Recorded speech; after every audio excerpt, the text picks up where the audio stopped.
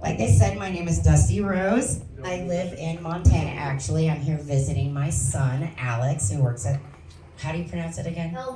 Elmora. See what a good mom I am? I have no clue where my son actually works at. And he even took me there to eat. I was out to embarrass him, and I accomplished that, so half of it's done.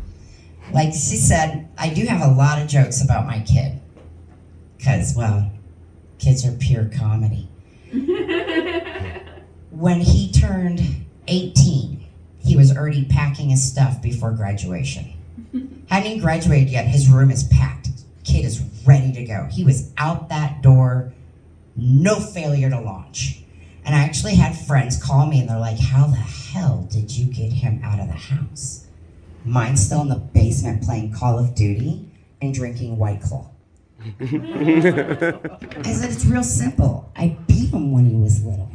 I didn't beat him too much, just the right amount. You know, there's a good fine line, just enough where they're scared the fuck out of you so they don't get too lippy, but not so much they walk around flinching when people move too fast. So I found a good medium. I was really involved in his life. I wasn't like a butt plug and up his ass or anything. Speaking of which, have you seen these butt plugs that light up? Oh my God. I think they would be perfect for night walking and night jogging. I mean, simply safety reasons only. Everybody would know where you were. It doesn't have to be sexual unless you really want it to be. That's on you. He was in Cub Scouts, did the whole den leader thing. I was actually the den leader for 3 years. And then they found out I used to be a stripper. And then all of a sudden, I was immoral and shouldn't be near little boys. What the fuck? I was a stripper, not a priest. Everybody needs to calm down. But the mom who turned me in got busted stealing money from the pack. At least if I would have left with money, I would have earned all my shit.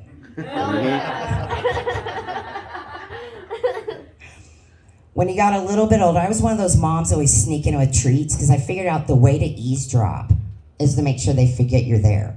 And when you walk in with brownies and like Mountain Dew and milk, you disappear to a bunch of 8-year-olds. You are non-existent. Mountain Dew, mom, fuck that. I learned way too much. And because you don't want them to know what you're doing, you can't really like say anything. You just got to put it in your pocket. Well, one day I walk in with brownies and they're watching a video on the computer and laughing their asses off. So I was like, well, what are you watching? And they're like, oh, Mom, you got to see this. Because they all called me Mom. I was the hangout house. 15 to 20 boys constantly over there. They're like, you got to watch this. So I go over to watch it. 2 girls, 1 cup. No! Yeah. I was committed. I couldn't turn back. I would have ruined all the reputation I had built up with them. Those little shits are lucky I've seen a donkey show, because that was way fucking worse. Tijuana. Yeah, Tijuana. You were in San Diego, that's right. That comes up later on as well. I got back though. I got my revenge. I wasn't a mom. I always told him if it's humorous and not disrespectful, you won't get in a lot of trouble. And that was fucking funny. So he didn't get in any trouble for it. But a couple of weeks later, we loved watching Tosh.0 as he was growing up. It was like our mother-son thing was to watch Tosh. I know that's not really healthy, but I mean, he's funny and take a fucking joke. So we watched the Gaddafi episode.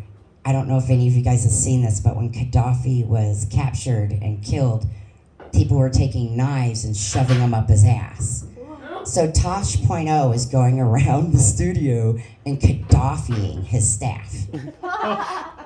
So one day my son's bent over and all of his friends are over. I Gaddafied him. They all laughed so hard. It was so funny. He's still pissed off about that shit. To this day, when I let him know I use it in my act, he's like, that's fucked up. That moment, not that I use it, That moment was fucked up, and he's still pissed off about it to this day. He was like 12. I mean, I guess if that's his worst trauma, I did pretty good. I always tried to be honest with him and open with him. I didn't hide anything from him. He knew I was a dancer. It's all about self-respect. And he was in Vegas and called me after his 21st birthday. They went there to go party and have a good time. He's like, Mom, what club did you work at? Now, mind you, I was pregnant on stage. Now, as soon as I found out I was pregnant, I quit. But there was like a 3-week gap where I was stripping with him in my womb. He wanted to go see the stage that he was once on, but not on. So I told him. And then I hung up the phone and thought, how healthy is this conversation? Fuck it. It's done. It's over with. We'll move on. I found out later he did do a good job. They dropped a lot of cash, spent a lot of money. He did right.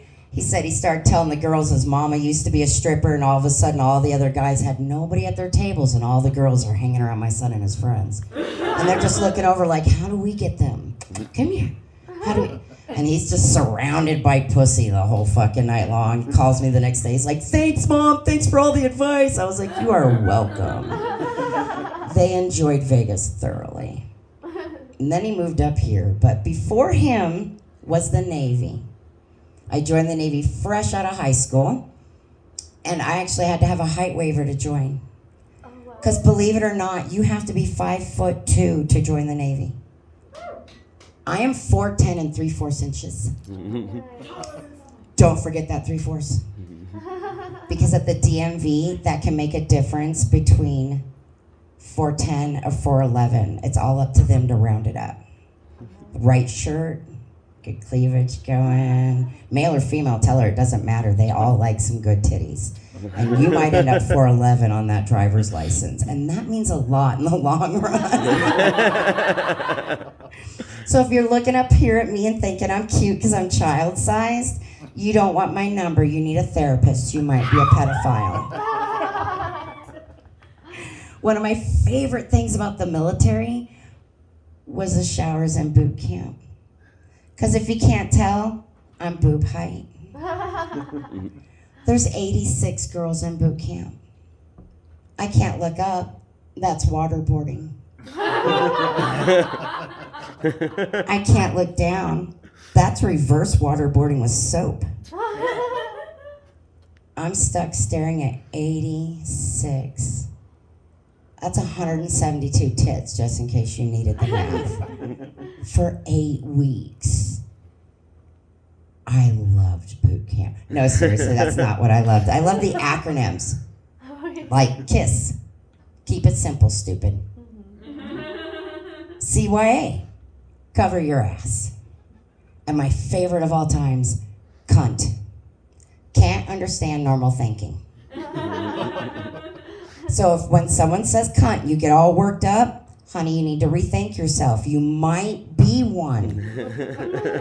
Because people with normal thinking don't get upset over an acronym.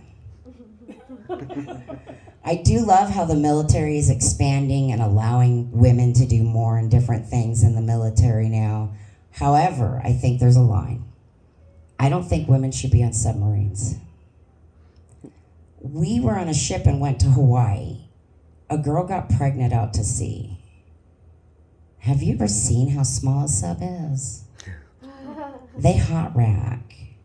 We couldn't go 8 weeks on a ship. How are you gonna go underwater for 6 months without some bitch getting knocked up? And you can't do all women.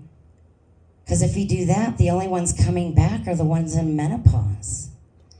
Because they're just gonna sit back and laugh while the bleeders kill each other. So it just wouldn't work. Because once you hit menopause, things really do change in your mentality. It really does. I've been in menopause for 2 years now. I think it's fucking hysterical.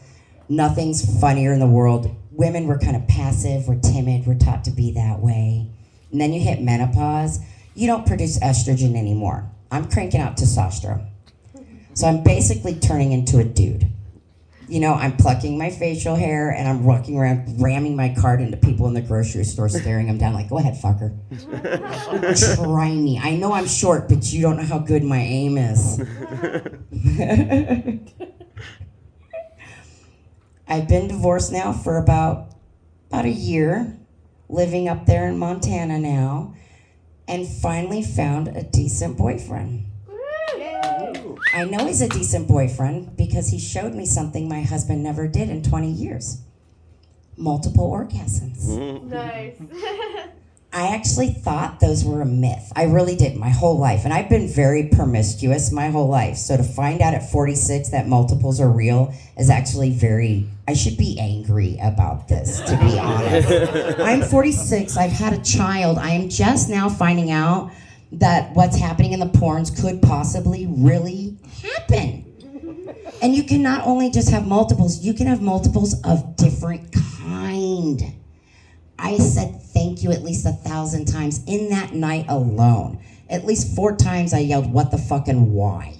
Because I had no clue what was going on. I called him for weeks afterwards just to say thanks and would hang up like an idiot. You know? So I met him in Casper, Wyoming, and he moved to Billings, Montana. So, of course, I followed the dick. It showed me what an orgasm was. The other thing he taught me was, do you know we can really squirt? That's not fake. If he puts forth the effort and time, you can squirt. That wet spot could actually be yours. And then you can make him sleep in your wet spot. Fucking amazing. It felt very powerful to leave him in that. I was so proud of myself. I was like, I'm gonna go smoke a cigarette. You lay right there. I leave the room. I come back. And we were watching a friend's cat. And I hear this, Siegfried, damn it, stop. And I come run in the room to see what was going on. Apparently, he was letting Siegfried smell his nuts. But when he went to go lick it, that's when he swished him away. And I was like, well, let's back this up a minute. At what point, as he's reaching your balls, did you say to yourself, well, let's see what happens? He said, right about when the whiskers hit him. I said, okay. Now, at what point did you decide, no, I'm not going to let him lick it? He's all, oh, I was afraid the tongue would be rough. This is not right. But we fit so well together, so it works out great. It has been a lot of fun, enjoying and learning new things, moving to different places, coming out here. I tried serious Texas barbecue for the first time. Nice. No, I didn't think it was yet. I think the sign was done wrong. I think it should say serious, comma, Texas barbecue, question mark. Because I was so not impressed. But my dog really did enjoy the brisket. I've never had them before, and I'm from Texas. I'm from a town called Humble, Texas. It's spelled Humble, but there's nobody humble in Texas. So it's pronounced Humble, Texas. So I have really high standards for my barbecue, and that was sad. That was like my childhood sad. I also recently found out, being from Humble, Texas, I discovered our family history. My aunt spent 11 years, and this is before 23andme.com crap, 11 years researching our family tree. It's a book like that thick. At the very beginning of the book, it clearly states that nobody who passed away before maturity is logged in the book. Fair enough. So I'm reading through, discovered my family's been in the Navy since the Navy was created for the Revolutionary War. And I was the first female, so props to me. I was full of pride and honor. Thank you. And then I found out that my family's been inbreeding since then. Like, we still do it today. inbreeding in my family. So now I understand why I was called dirty blood growing up, because she married outside of the family. And we came here from Germany, so we were like Nazis before Hitler came around. I mean, other white people weren't even good enough for us. We had to stick so close.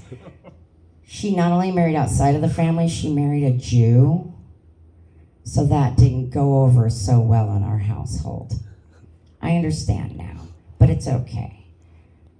Because I'm not inbred. She's thinning out the bloodline. Hashtag thinning out the bloodline. And I'm so grateful for her, because that's kind of like the only thing she did. And I started to realize, down south they have a phrase. It's more of a joke, but I learned it's actually a phrase. If she isn't good enough for her or if she isn't good enough for her family, she isn't good enough for ours. Yeah, that's our family motto. I think it's on our crest. And it's okay, because if you think I'm cute, I am good enough for your family. I know that's bad, huh? You don't realize how warped your childhood is till you get older and start interacting with other people. And that's when you realize shit you thought was normal is really fucked up. Like, I found out in boot camp, not everybody gave their stepfather massages every night. I didn't know that. I didn't know that wasn't normal. And I still get that weird, awkward look today, that silence. Is she gonna be all right, love? And I've been through a lot of therapy in my life, and you always have those therapists where they have the common questions they have to go down, and you tell them your life story and blah, blah, blah. And as I'm giving them my life story, and I go through the background, and then they reach the question of, have you ever tried to kill yourself? Instead of saying it like that, it's more the, have you ever tried to kill yourself? I'm like, no. And they're like, really? No. Well, why? Well, I don't want to give anybody the satisfaction. I'm sticking around. At 14, my mom and my grandmother told me, you will never live past 18 years old. Oh, shit. I'm 48 years old, and they're both dead now. I fucking won. So every year on their birthday, I'm like, huh, motherfucker, I am still here, and you didn't make it. Maybe you should have tried crack at 14 too. I actually blame the formaldehyde beer. My mom was pregnant with me in the Philippines, and over there the beer has formaldehyde in it. So I think that's the reason why I aged so well, is I was getting formaldehyde in the womb. They told her a glass of wine a day. She didn't like wine. She was drinking that formaldehyde beer.